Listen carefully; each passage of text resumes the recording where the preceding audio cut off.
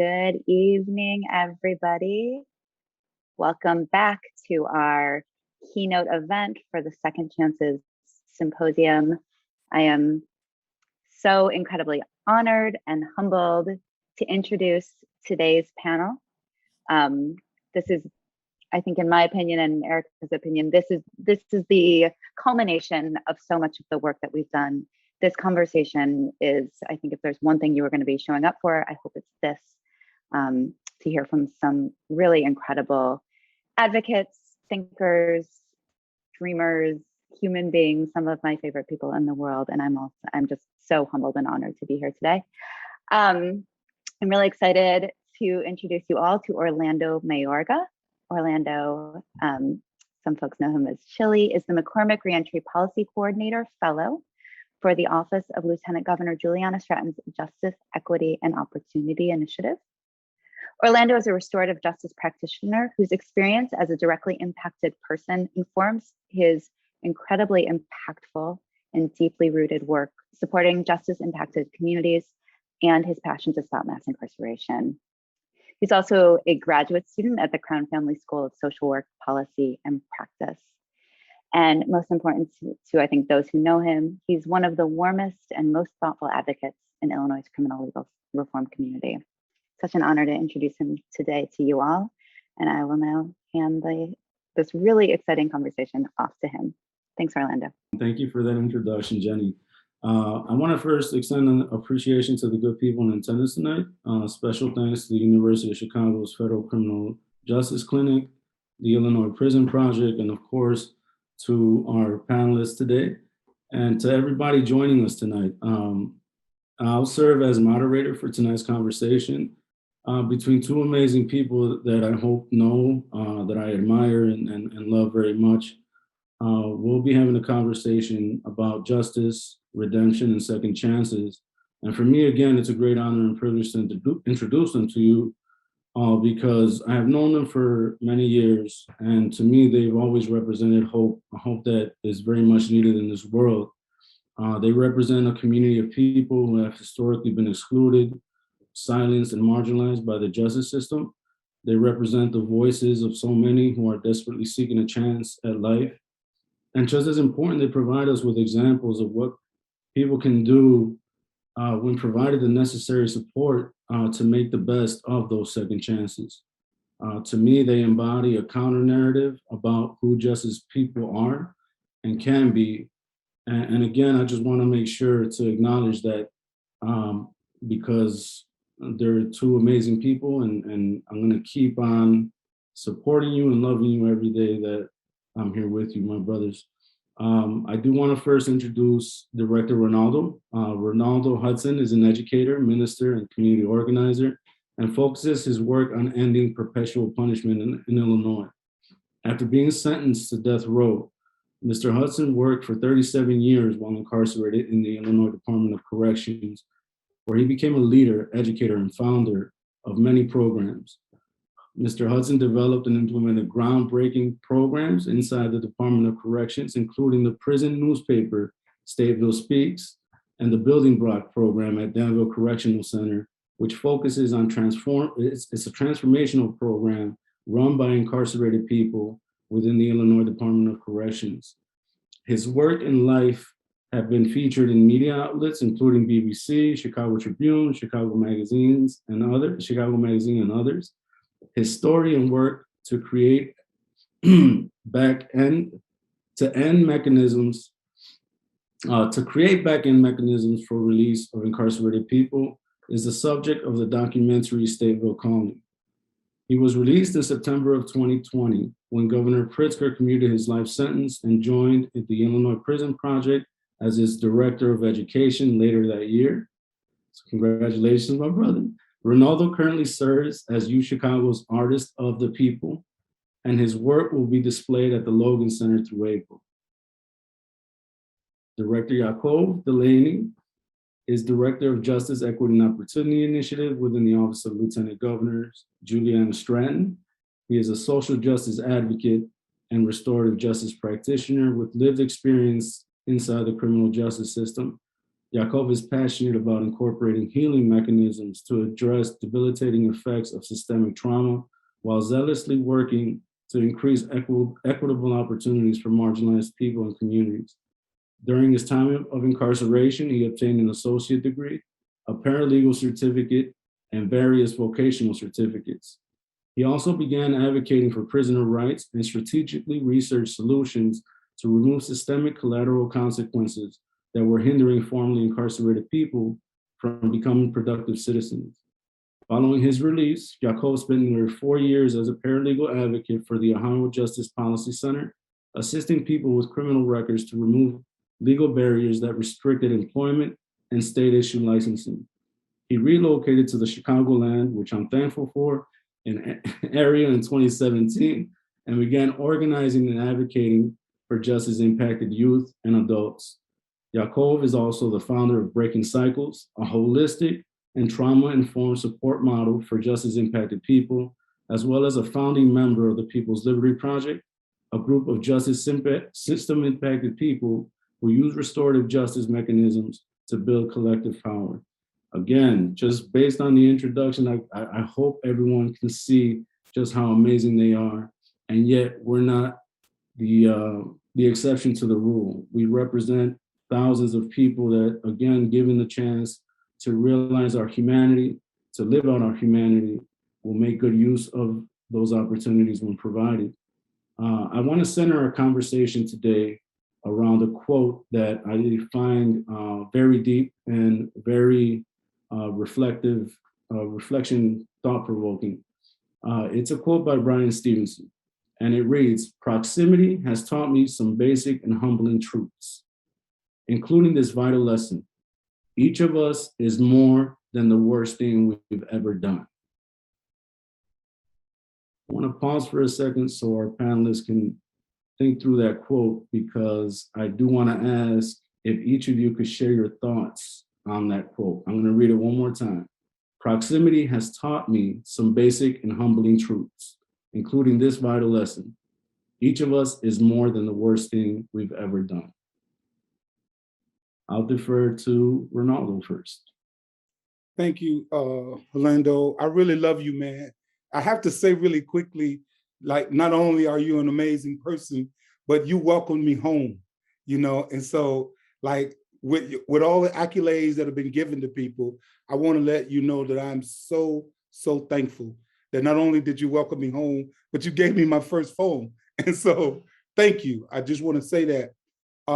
But to go to your question directly, I hope to really witness to people how truthful that statement is, you know, because when I was sitting in a death row cell without a hope of any act of rehabilitation, it resonated with me that I was more than my worst act.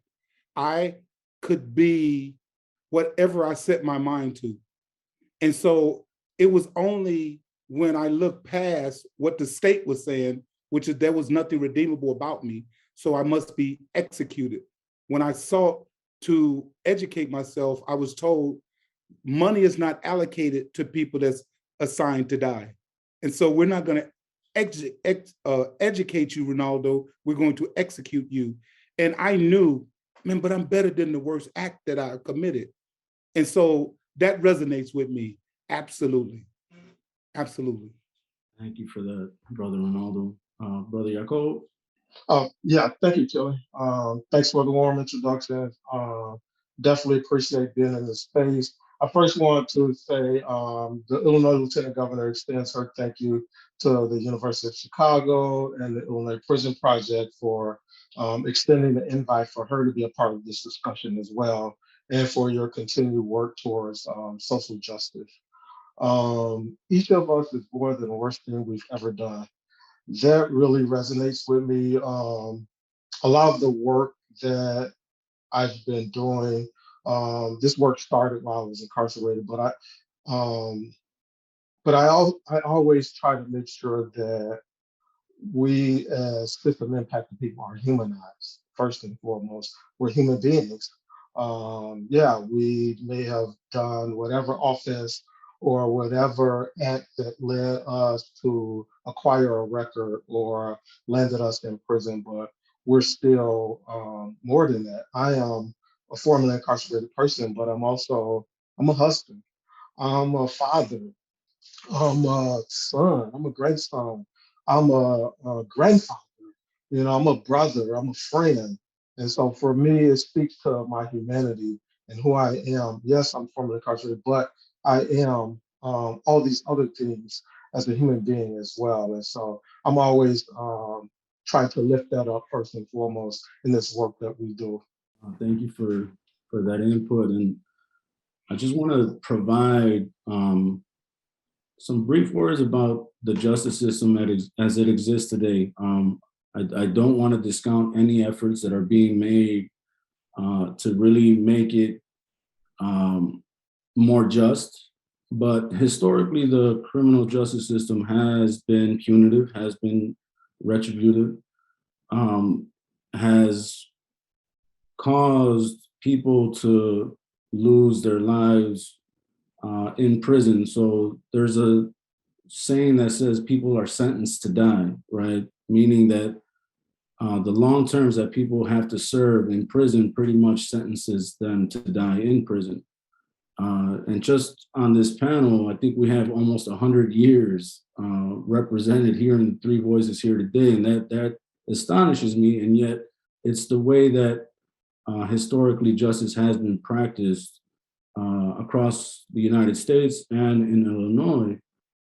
So I want to ask, and starting with Director Yaacov, how has your experience with the justice system impacted your life's journey? Thanks for that question.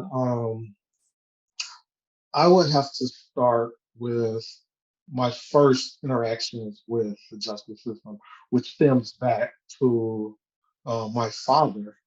My father returning home from the Army, being a veteran of the United States service, but he returned home with an addiction to heroin. And at this time, I'm like 5 or 6 years old.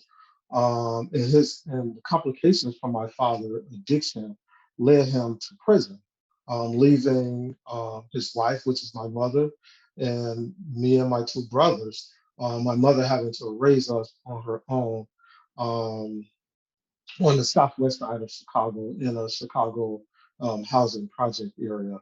And so I grew up like seeing concentrated poverty because I often navigated from the southwest side to the west side where my grandmothers lived. My father being the second oldest of 14 children.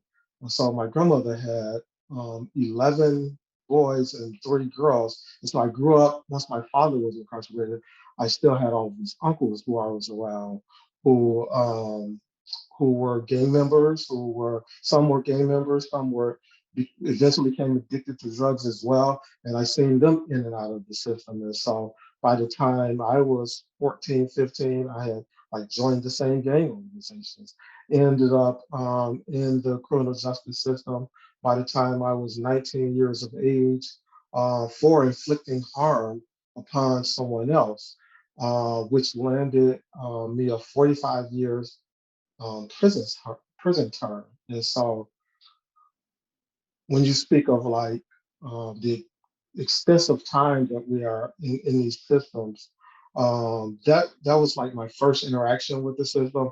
And it was during that time of my journey that I acquired a lot of my higher education.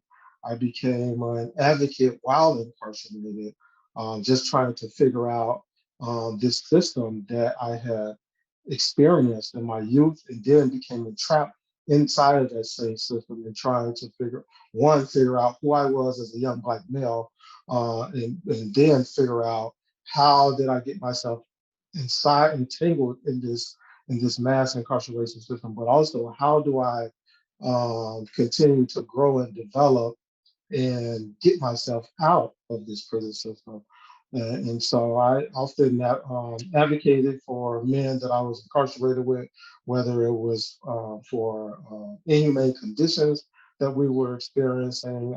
I became adept at the law, learned criminal law, learned civil law, but I began to see this pattern of individuals who were returning back to the system. And from that point, I just started having some conversations with some of the guys, just trying to figure out what was causing them to return back to prison. Some like would be released and would come back within 30 days. And through these conversations, a couple of things always bubbled up. One was housing issues, one was employment issues due to their criminal records. And so that sort of fueled my passion to one, research the collateral barriers that were impacting us, were impacting men and women who had criminal records or were formerly incarcerated. But I knew that I would have to also navigate these same barriers upon my release. And so that sort of like, that's what intersects me and my experience with the criminal justice system, but also my passion for this work to create equity and opportunities for people and families and communities that's been impacted by the justice system. Wow, thank you for that insight, Yaacov. What about you, Brother Renaldo? How have you been impacted, and what has been your life's journey? Yeah, well, my journey and the system has impacted me mostly negatively. Uh, I did not know how much it really had impacted me, to be really, really transparent, until I came home. And I spent, as you know, 37 years in the Department of Corrections. And so one of the things that I want to really begin to help people see is that I hear and I appreciate the second chance language, but I really believe that this is my first chance. And this is the first opportunity that my humanity, and like I love how Director Yaacov pointed out, I'm a father, I'm a husband, I'm a grandfather, I'm an uncle, I'm a person that loves justice. And we have a system that is a legal system and not a just system, to be clear. And so one of the things that has been really, really impactful for me is proper education. And so the system is not predicated around making people better. In fact, despite all that the system is broken, people people try to use us and say, well, they're the special ones. We're not the exception to the rule. We're not, I'm special, unique, and all that. Don't get me wrong. I ain't taking none of that away from Renaldo. But guess what? There are thousands and thousands of young men and women who are just as brilliant. And the system is not helping them, they're helping themselves, because the system is designed to do what the public is paying them to do, oppress people and keep them dependent. And so it's almost like a slave mentality, to be really, really honest, because all through the system, you're conditioned to be a dependent. And it was only when I started recognizing that among us, we pass books, right? You go to the library and a brother like Yaacov would say, hey, brother, have you even read the Criminal Code of Procedure? Do you know that you actually have a right to, et cetera, right?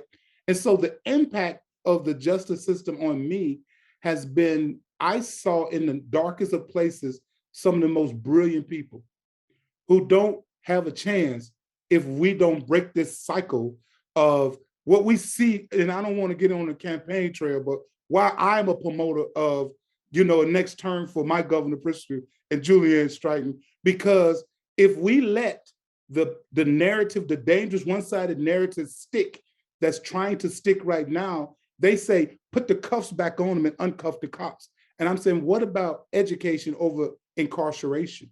And so it's only because of a luck of the draw, right? Because the system told me we won't educate you. So I had to educate myself. And so even in the wonderful discussions that occurred earlier today, something that I heard was such a dangerous thing, which the people who have a record of conducting themselves in a wonderful way, these are the ones, and there's hundreds and hundreds of people who don't have access to certificates. They don't have access to education, but they're tutoring brothers, they're tutoring sisters, and they're doing work that's not noted. And so I want to make sure that the dangerous one-sided narrative is not the lead of the day. So the system has impacted me in a way that I want to help echo the voices of the people who don't have this platform, but they have a voice. And so the system it actually has made me a soldier for life to this movement, right? And so I could talk about the horror, but that's been talked about. I want people to know that there's people that need a second chance and a first chance, if you ask me, right? Despite the so-called violent or non-violent narrative, because the statistics and everything has showed us, brothers, that the people who have done, 20 years, 30 years, 40 years are the least likely to reoffend. And we need to start talking about that and not just talking about, okay, this person had a drug case, so we're going to let them go. How about we let justice, true justice, reign for everyone and not just some people? So the system has impacted me the way I'm dedicated and committed to speaking the truth to power. Yeah, both of your comments have made me think about, just the constant tension that exists in the system, where on the one side, we're constantly being told, you don't matter, you shouldn't say anything, you don't need anything, you're going to be given what you're given and you should like it and love it, right? And on the other side is our perspective. We will not be buried. We will not be shut out. We will not remain in a state of being uneducated, right? And I like the way that you both highlight that throughout that tension, you did not succumb to that narrative that you don't matter. There's a quote that actually says, they tried to bury us, but they didn't know we were seeds, something like that. I love that quote, right? Because in that in that message, it just highlights just how much resiliency there is in us and how much of it should not come at the cost of who we are or at the cost of who people are, because I want to believe that it's just as traumatic for a person to keep their boots on our necks as it is for us to be at the receiving end of that boot, right? And I only highlight that because I want to say that humanity exists in everyone.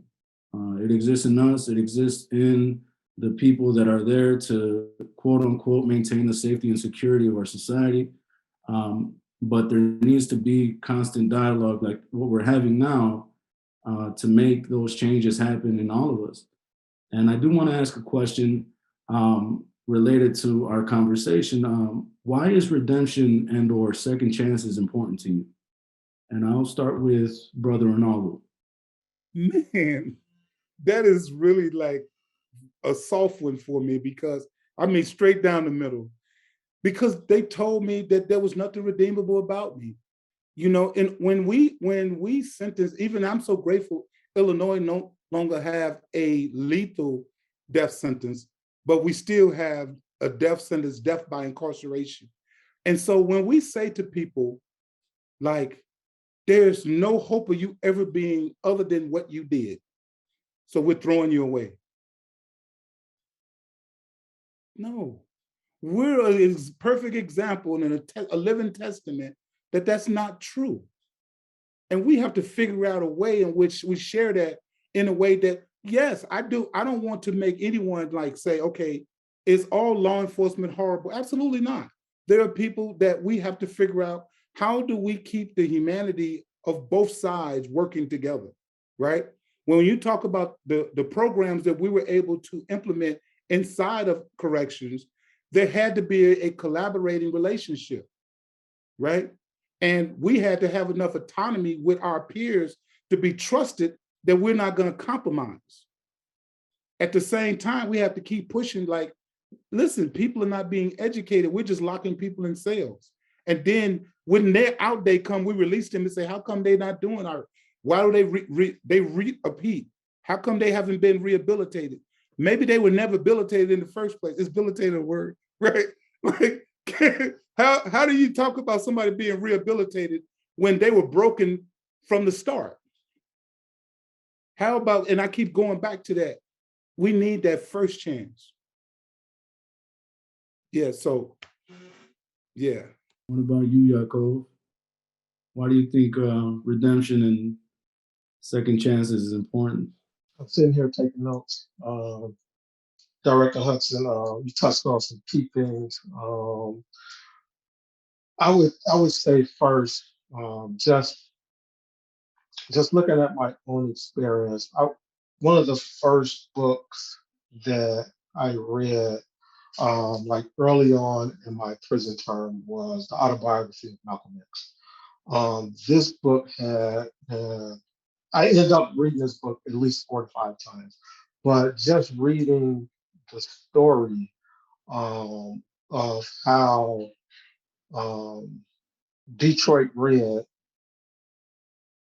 came into contact with the criminal justice system, and while there, how he transformed himself. It became this historical figure whose impact is still felt around the globe to this day. Um, I looked at him as, and although had already been assassinated, I still looked at his life story as a model for me. I'm like, if he can take the historical context of African Americans and Black and Brown folks here in this country and the traumatic experiences that we endure, and put that in context of this is where we've been, and it took the dehumanization of human beings to get us to this state, and now we're being funneled into a criminal justice system. Sometimes just based upon how we're trying to exist under this oppression. I looked at his life and I'm like, okay, that's a model that I want to emulate. And so whether it was through my learning who I was as a Black man, but also my own spiritual journey, and knowing that eventually, not just myself, but at least 95% of individuals who are incarcerated will be released one day. And so for me, a second chance means that I have an opportunity to be accountable for whatever actions that caused me to be incarcerated. I have another opportunity to be impactful in my immediate surroundings of being incarcerated, but also once I transitioned, I was focusing in on how am I going to contribute to my family, to my community, and to society as a whole, as this young man that went in at 19, but coming out as a 42-year-old person. Um, in my transition after that incarceration period and being able to be an advocate for the individuals, the men and women who would come after me, as a Renaldo expounded on earlier about education over incarceration. It was, I want to backtrack a little and just hit on one significant point where I was incarcerated in the early 90s, where there was access for me, there was some access to educational programs in the beginning of my incarceration, but there was some laws passed that eventually removed Pell Grant access for folks who were incarcerated. And so for me, that that spoke something to me. I'm like, how is it that people, if you commit an offense, um, if you break a law in society, there are laws that exist that once that you may get sentenced to a fine or a fee or probation or community service or jail or prison time. That's that's your avenue to pay your debt to society.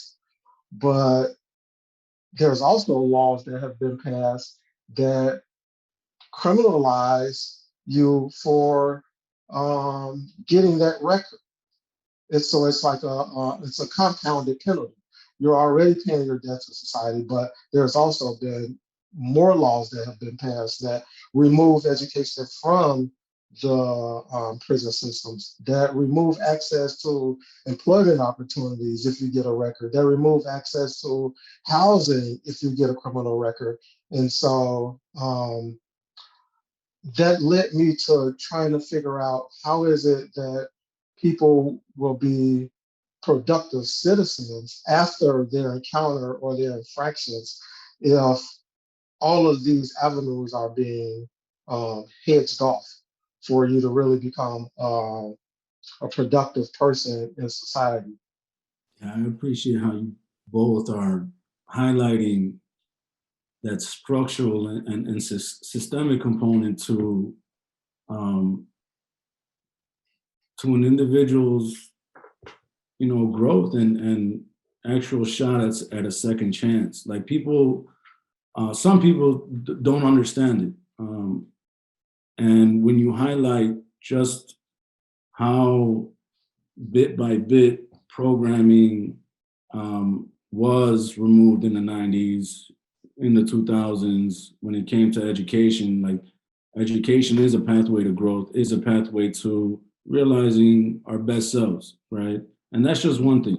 And I do want to just continue to make people aware that may not know that given the opportunity, people always make right with that opportunity.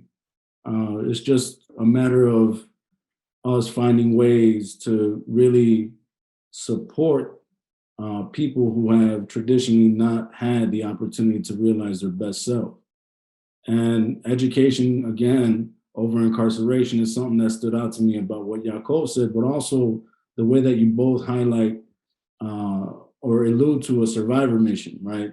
Because you were going through these things, you found a way to channel that angst into something constructive, right? Into creating programs, into advocating for people who were going through the same thing as you were. And I want to ask you both, when exactly, if you can, point to that moment or moments where you made that breakthrough, you turned that corner in who you wanted to be as opposed to who you were being told you were. Yaacov, do you want that one, Yaacov? You could go ahead. I'll follow up behind you. Okay. It's funny, but it's not at the same time. But I want to really quickly go back to a really important point. I just want people to imagine this, if you will. If you stood on my toe, I would probably scream, ouch, or something, or maybe I might use a different expression. But if you stand on my toe, but you don't let no one know you're standing on my toe, but you have a microphone and you look at them, hollering and screaming and acting crazy, what's wrong with them? And this is a system that is so crafty that it stands on your toe, break your foot, if you will, and then get mad at you screaming, ouch. And this is the type of stuff that has to be highlighted, that the system say, okay, we want them to be locked up and we're going to rehabilitate them, but then they take the Pell Grants out. And then they say they coming out and they can't read and they're going back to prison. What's wrong with them? And it's easy to mislead people who are not going to do the deep digging.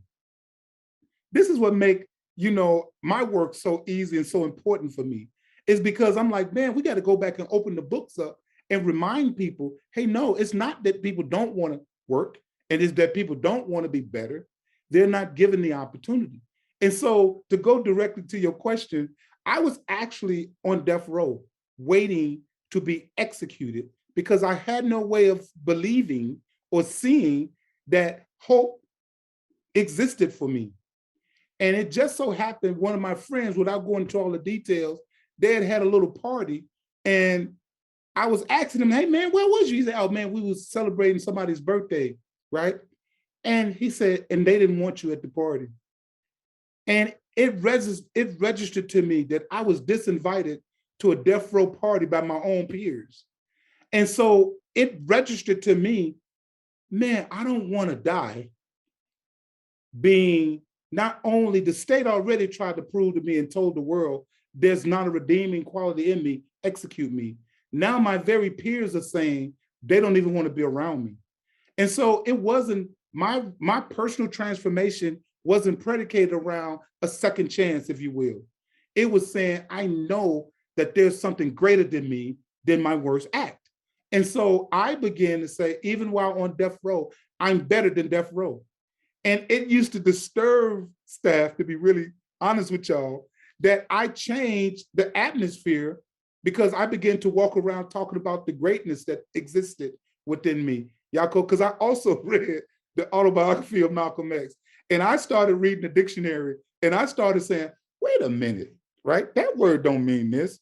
Black mean dirty, filthy, nasty. White mean pure, unblemished. And I started really saying, wait a minute. I've been hoodwinked, bamboozled, right? I'm better than this. I'm better than the act that I was responsible for that sent me to prison. And so that changed the way I began to look at, even while sitting on death row. I was like, no, no, no, no, no. So no one can say that Renaldo, he was hoping to be released. Somehow his goodness is going to lead to his release. That's never been my motivation. What's been my motivation is making sure I did not die without my humanity being seen by the world, which is a reflection of so many thousands of people that are left behind. So it was on death row when there was no motivation or encouragement about, if you act this way, this is what will happen. Thanks for sharing that, brother. I would just add to that. I think a turning point for me is also while I was incarcerated. I recall a conversation I had with a correctional officer in a facility that I was housed in, and just talking with him on, once again, on a person to person, a human being to another human being. And he shared with me something that I still think about to this day. He was like, Mr. Delaney, he's like, when I first started working here, I was young. He was like, and during our roll call sessions, I used to hear your name in the roll call of other staff talking about your threat to the security. And he's like, and so I watched you like every day. He told me for at least a year that every day he came to work, he would observe what I was doing. He's like, all I ever seen you doing was either you're in school educating yourself, or you work in the law library assisting yourself and others. And he was like, I had to, he said he had to break himself out of what he was hearing from his other staff members. He said, because I continued to observe you. And so, and that's how we started to have these conversations.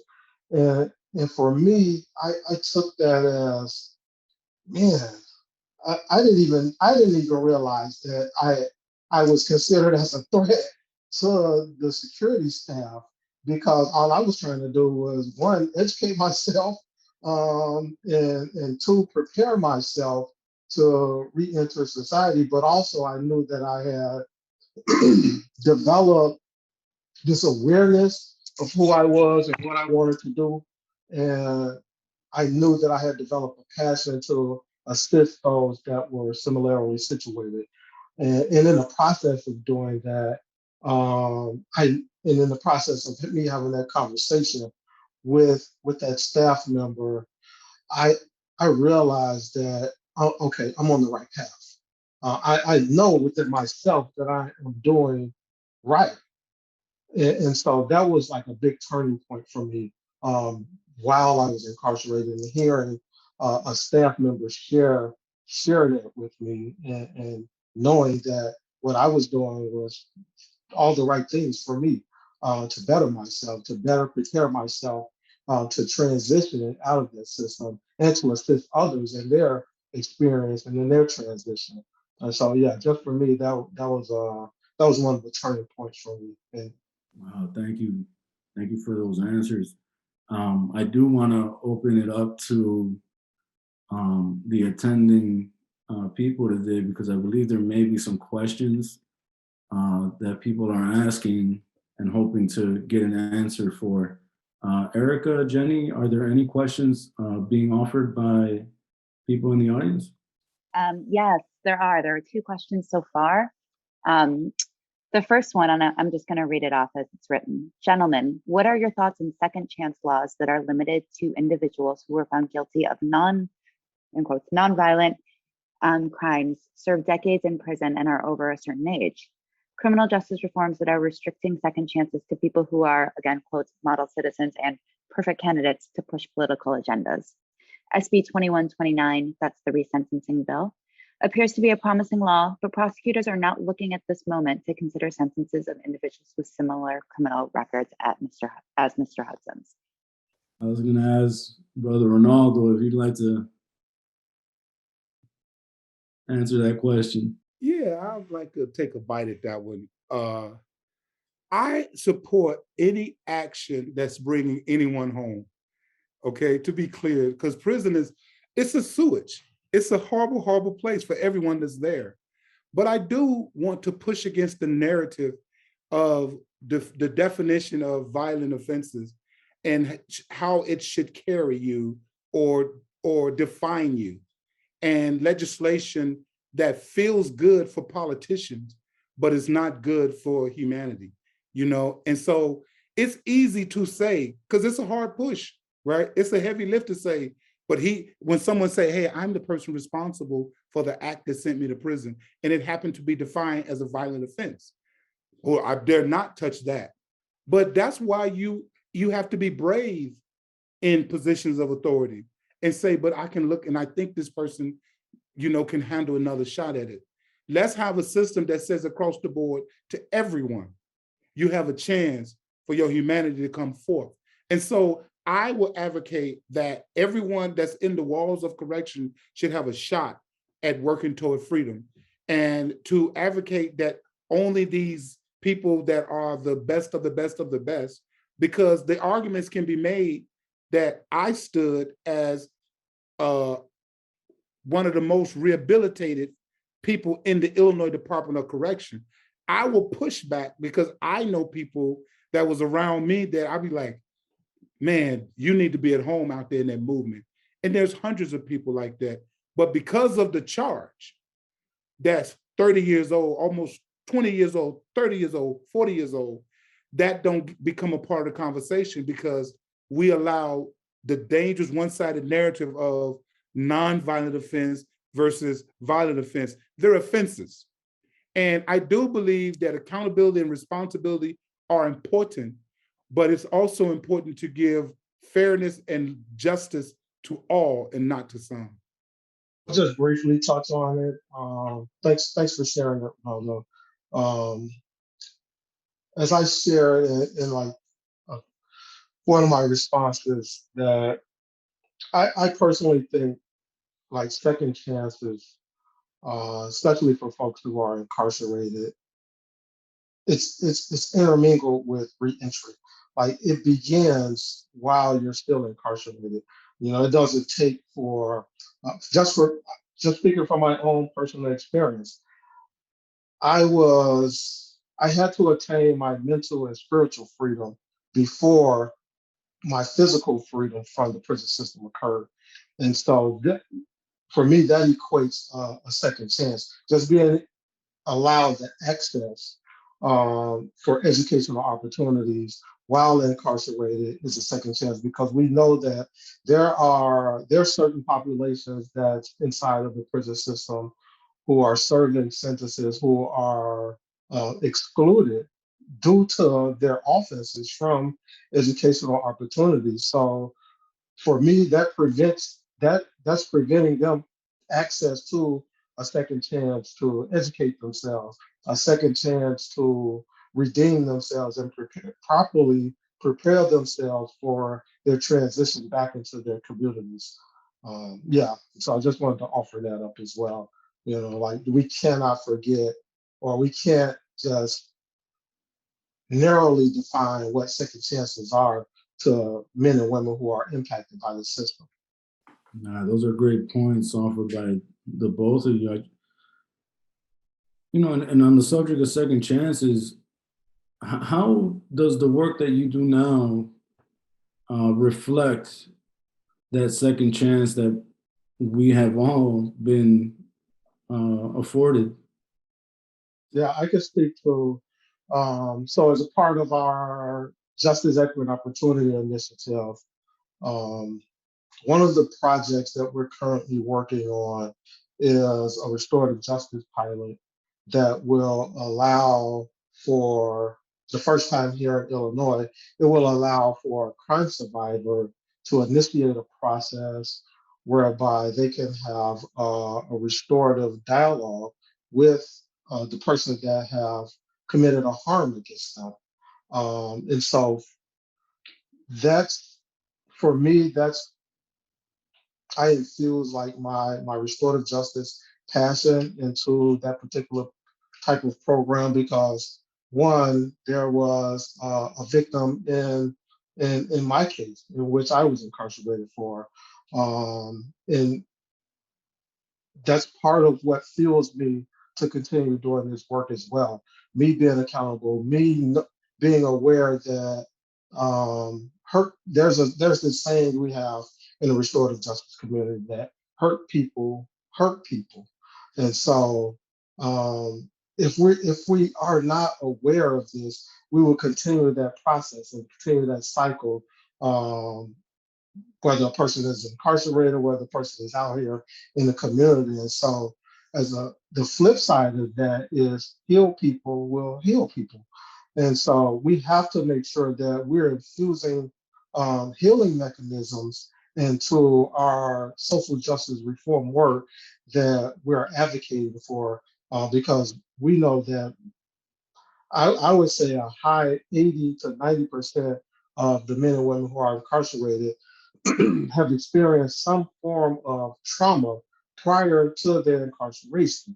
And so if we are not addressing that trauma while they're incarcerated, then people, as we see, will be released and be triggered and commit another offense or whatever occurs for a person to go back into that system. It's mainly because we are not addressing the trauma that we are experiencing out here in society. And I always try to take it back to especially Black and brown people who have experienced oppression here in this country and throughout the world. We are carrying with us historical traumas that are not being addressed. And until we really bring that to the forefront, we won't really be offering up the solutions that are needed for us to heal ourselves and empower ourselves. Renaldo, would you like an opportunity to answer that too, or you good? No, I think he did awesome, and I want to leave that one right there. I think that is just yes, sir, absolutely. Yeah, I like the way you framed that, Yaacov, because there is something to be said about those that have found healing or a process of healing can be the people who support someone else's healing. And for us, I believe that we have been fortunate to be in spaces where that collective healing has happened. I think our natural humanity and in everyone, we have an inclination to want to build relationships and be in healthy relationships with other people, no matter where we are. I met Renaldo at Danville, right? And he's somebody that was always greeting everybody and having a smile on his face, and me not understanding the story that he had, right? There is a storytelling component to what we're having here today that is deeply infused within restorative justice, right?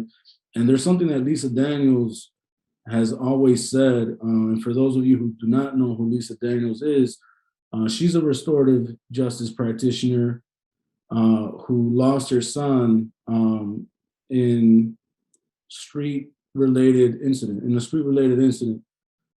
who found it within herself to not only forgive, but to advocate for the person that had caused harm to her son and tragically ending the life of her son. And what she says is that the closest distance between two people is a story, right? And we know that the more that people get to know one another, the less likely they are to cause harm to one another. What is not commonly known is that the more we share of each other, the more likely we are to build community. And I want to ask both of you, what is one thing about justice evolved individuals that either people in the audience today do not know or in the general public don't know? Yeah, I think one of the problems and things that people gloss over and look past so often is that we're really just like the people that, you know, that's standing right next to us. Like, if I don't tell you, if I never told anyone my story, you know, like you always say, why you always wear tie? I say it's intentional, right? If I don't tell people my story, they have no idea of the depth of my pain. They have no sense of, they have no idea that I am a doubly, you know, compound trauma in my life. They don't know that, like I said, I spent so many years incarcerated. They don't know how kind people can be in the harshest of scenarios. I remember moments where you would think people would be, because we listen to the narratives too, like they'll put on the news, your neighbor is, you know, Jack the Ripper or something, and you'd be, oh, right? And you forget you was arrested too, right? And a lot of the people that's looking at us, they don't remember that we're their brothers. I think they forget that we can be their fathers and their uncles and their grandfathers and their grandmothers and their wives, and et cetera, right? And so for me, I think it's important for people to look at me and look in the mirror, right? And don't just look like, I have to just say something really, it's a little off the point, but I remember when in Thanksgiving, my niece was hugging me and she started crying and she said to me, "Uncle, I thought you didn't exist. I'm so glad that you're home. I'm so glad that my mama wasn't lying, that I had an uncle, and that the system didn't kill you because they had promised to kill me." And so what people forget and don't know about us is that we're just like you. It's just our brokenness is just revealed to the world. And then the world try to make us wear it like a scarlet letter. I'm not a scarlet letter, I'm a human being, you know? But they want to put the M on me. So everywhere I go, people expect the worst from me. But we, brothers like us, we're the ones that when the cameras weren't on, we were the ones marching in those prisons and saying to our peers, pull your pants up, brother, right? Hey, go read a book. Hey, come here. When they wouldn't let brothers in school, we turned a wing into a school. And they didn't know that. They call it the building block now, right? And so people don't know that because they don't care to know our stories. They just want to know where we register. Did you register? They want that narrative. But what about the fact that I'm a taxpayer now? What about the fact that I'm going to vote? And I want to see people in prison that can't vote get a chance to vote so that they can talk about, when they talk about taking the Pell Grants out of prison, they forgot that they were talking about uncles and fathers that was coming home broken because they took the resource from them and then said to them, like Yaacov, you would know this from ancient history, right? When they told the Hebrews, hey, build bricks without hay. They expected, and we've done it historically and in modern times, despite all the odds against us, doggone it, we're still standing. That's the type of stuff I'm grateful for, that people forget. They don't know how much pain and how much hate we had to fight through to maintain the love that makes me smile. Like you say, Chili, when I was smiling with life without the possibility of parole, right? And I was doing this work. Like Yaacov, man, you can see it, but you can't see it when you're in all that stench of incarceration. That's the stuff I want people to know. Everybody should get a second chance. I call it the First Chance Act. I don't think I can add on too much to that. You hit on everything. I just would reiterate, we're human beings. We're human beings that have made mistakes, that have made wrong choices, just like every other human being. We're human beings that have emotions, compassion. Um, that's all. We're human beings, man. And sometimes I think people forget that. People try to put us in a box and label us as returning citizens or system impacted people. I'm a human being. I'm a person that made mistakes. I'm a person that went into the criminal justice system at a young age. I'm a person that was a teen father. I'm a person that's now a grandfather. I'm a person. I'm a human being. That's all I would add on to that. We're still human beings, and I think that's what I'm always trying to lift up in these spaces. That we're human beings. Yeah, and one of the things that again stands out to me about what both of you are saying is what I would like to, infuse into the conversation is that community exists in that place. It's both sad and to me it brings me joy as well, because it's sad on the one part because what Renaldo says about that first chance, we were never really given that first chance to build community within our neighborhoods, right? Within what we quote unquote call our freedom, right? And yet, where we found community and where we built community was inside. There were brothers that used to offer rides to the prison so that others could have visits with their loved ones. There were people that offered phone calls despite,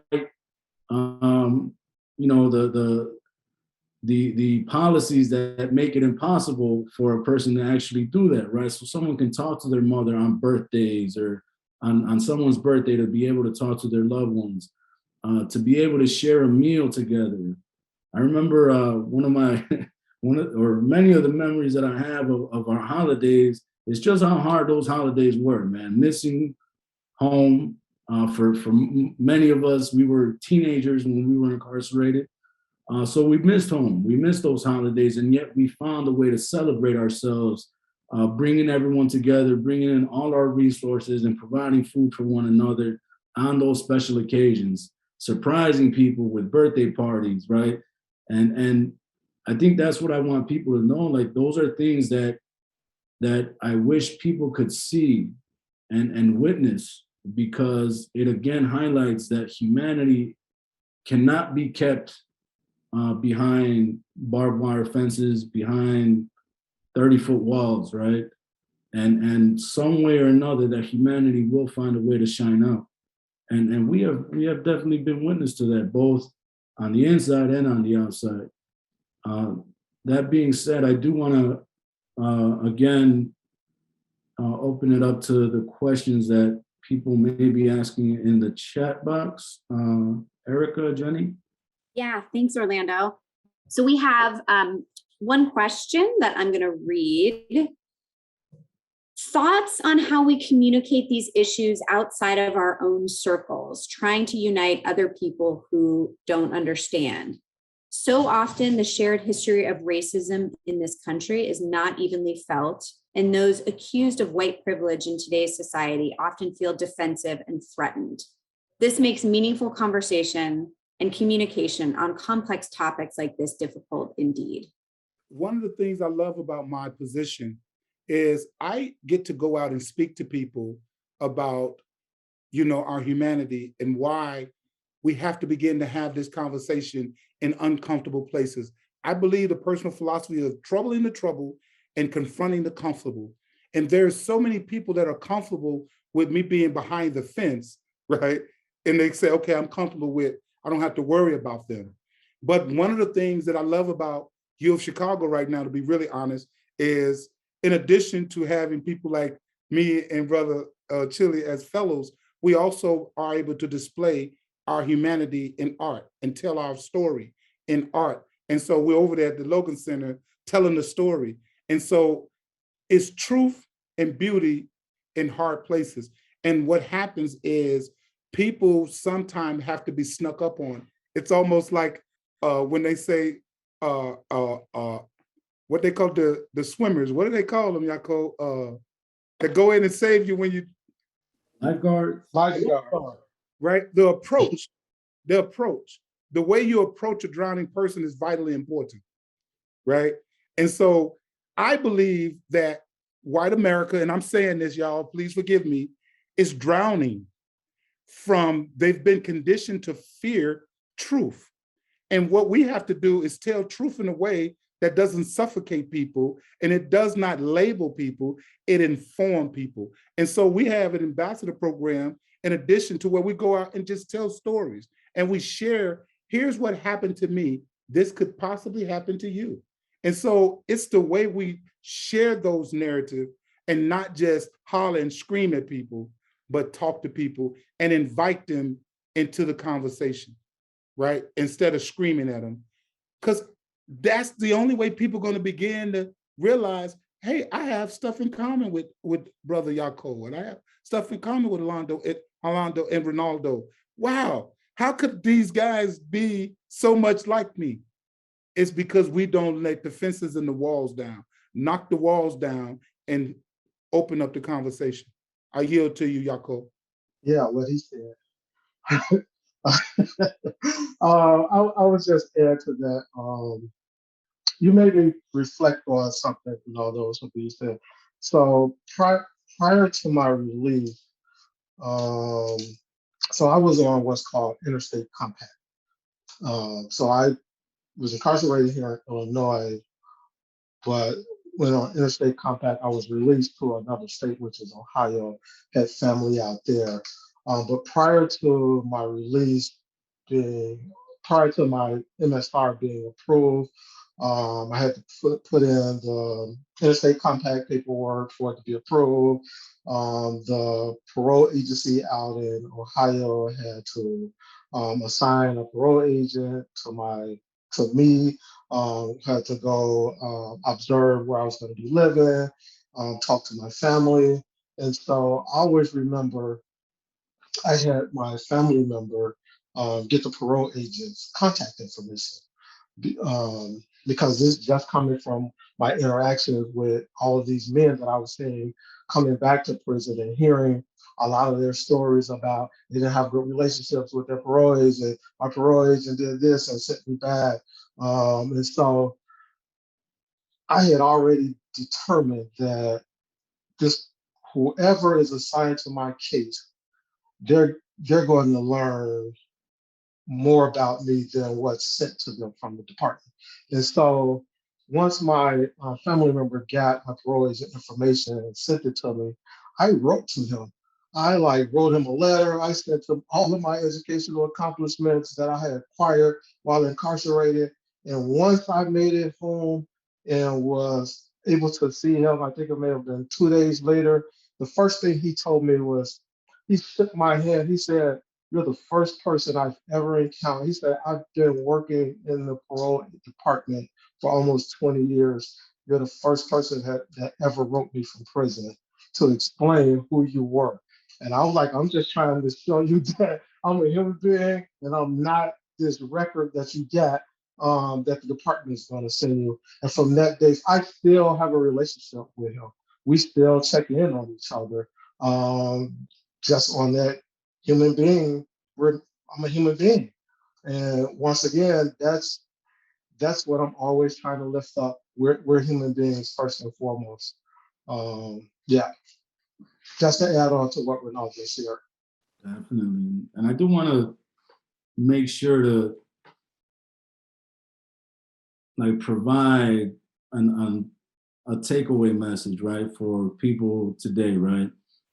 And I want to ask both of you, despite or in spite of all the challenges that exist today, in spite of the, existing oppression, in spite of the racism and, this unjust system that we're speaking about today, what gives you hope? What gives each of you hope for where we're headed? There's a few things that give me hope. I would say just just looking at where we're at today, where you have three men who have served extensive prison terms, who are the featured speakers on this panel, talking about our experience and our humanity and our contributions to our communities, to our families. That gives me hope. Seeing where we have come from, but also seeing like all of the significant changes that have been made over the years. Definitely, I want to lift up the lieutenant governor of the state. Just seeing her passion and her capacity and she's walking the walk. She just doesn't just talk that talk. To be able to bring a person with my particular background into her space, into this office, to continue pushing for this work, to continue changing that narrative, as Renaldo said. And that goes back to the question that you asked before. I think it came from the chat box, like, how do we get the message to others outside of our spaces? This is part of it. Being in these different roles, we're able to reach different people, different demographics, and show others that, once again, we're human beings. We have intelligence and skill sets and things to contribute to our society. So that gives me hope, as well as I have a 13-year-old granddaughter um, that I'm always trying to instill within her value, and trying to break that cycle of her being encountered by this system that we know is a pipeline for our youth. And so that gives me hope. Thank you. Man, yeah. I'm getting choked up over here, man. I'm sorry, babe. Brother Renaldo. Definitely echo everything Yaacov shared. And everybody know I love Prisker the Fixer, right? And Juliana, I just love the lieutenant governor. Hands down, I don't apologize for it, right? And the willingness to say, Yaacov, Chile, y'all come in here and work in this space. And you're not just, cleaning the place up, you're helping to establish policy. Like everybody know, hands down, like I love Jenny Sobel, who gave me autonomy as the director of education to go out into the community and share our story and awaken people. Like I'm even saying I love the U of Chicago, because every department is going to invite us to come speak to her. I'm speaking that out there into existing right now, right? All those doors that are normally locked away because people have been frightened by the dangerous one-sided narrative.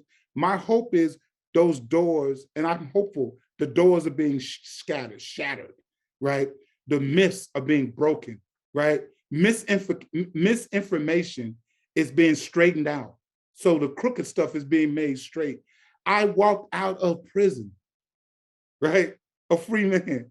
So every day I wake up and open my eyes, I'm inspired. I'm like, y'all can't tell me we ain't winning. Y'all can't tell me it ain't gonna be a better tomorrow, because I got up. What gives me hope is looking at y'all, brothers, and knowing, like I'm telling you, Chili, and I'm getting emotional when I think about it. Man, when you said, man, welcome home, and I love you, I'm like, man, I can't wait to say that to somebody. And I love the chain of support, that we have, that the audience don't know, that we check on each other and say, hey, are you okay? Do you need something? That gives me hope. I'm inspired. you know, by the fact that we're being employed in these spaces. That gives me hope. Absolutely. And I love when I heard this morning, the panels, that gives me hope that people of all these different spaces coming together with these brilliant ideas and saying, let's figure out how to fix this system so that our story is being told. I have hope in that. Absolutely, man. And just, you know, just to try to put a little bow on what you both said, man. What gives me hope is the possibility and really the realization of allyship. It's one thing to validate and to include our voices, because I do believe, and I believe we all agree, that those closest to the problem are closest to the solutions, right? And that's what we represent. But we also, or I am also mindful of the allies that we have been able to make, and the collaboration that has been possible as a result of people like Jenny, as a result of the Father Kellys of the world, who gave me my first opportunity at doing service in the community. And there are countless others that have created these opportunities and made the best of those opportunities when given those opportunities. Across the nation, I see amazing men and women that are just as impacted, just really changing that narrative. Just recently, we have somebody even representing us at the federal level. I'm pretty sure there are more, but for me to know somebody like that, and you know, I don't know if he'll be comfortable me sharing his name, so I won't, but he knows who it is. To know that I personally know somebody who is going to be working for President Biden, that gives me hope. And you know, lastly, what gives me hope is again having connected with people on the inside and continually connecting with people on the inside. Yaacov and I, not long ago, visited Kiwani, and I was able to hug a lot of brothers, and like us being like caught up in our emotions and crying together. You know what I mean? Like that in itself gives me hope, right? In many different, on many different levels, right? And I just feel a sense of joy being in this space with everyone, with especially my brothers Renaldo and Yaacov, because again, the hope is definitely in people like us and being able to impact change and create change, because this is the opportunity we've been waiting for. So with that being said, Can I add on something right quick, Tilly? Absolutely. You just jogged the memory. Just in just you talking about our visit to Kiwani, we give others hope as well. You know, when we're interacting in those spaces, especially being able to go back into the prison system, we're giving those men and women hope.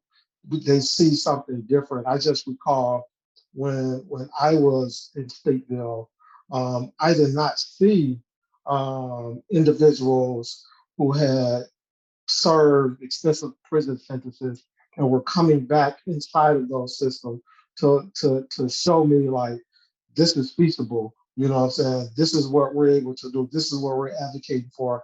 I did not see that. And so for us to be able to be in these different spaces, Renaldo, who has an ambassador program, there's the all these other advocacy programs that are now being given access to interact with men and women who are still incarcerated, that gives them hope as well. And one more thing, I will be remiss if I did not mention the powerful David Singleton, who's out in Ohio, who will be on one of the panels tomorrow, who gave me like my first opportunity after serving 22 and a half years to work in his legal organization to be impactful out in the state of Ohio. Within a year, we had changed a state law that removed the question, have you ever been convicted of a criminal offense, off of state application. So just wanted to lift him up in this space. Yeah, he was able to give me hope after serving that prison term. And he's still doing tremendous work in the state of Ohio. Yeah, I'll pass it back to you, Joe. Hey, Chili, can I say thank you? Just one really quick thing. You know what gives me hope? That we have a governor that is not afraid to sign executive clemencies. What gives me hope that there's people coming home despite election season. That gives me hope. I just want to remind people, hope deferred makes the heart sick, but when it comes, it is like a tree of life. Hello, tree. I love y'all. Love you, brother. Love y'all too. Good way to close this out. I was going to ask one of you for a quote. That's the quote. That's Renaldo. Thank you, everyone. Have a good night. Thanks, everyone. Thanks, everyone. Love y'all.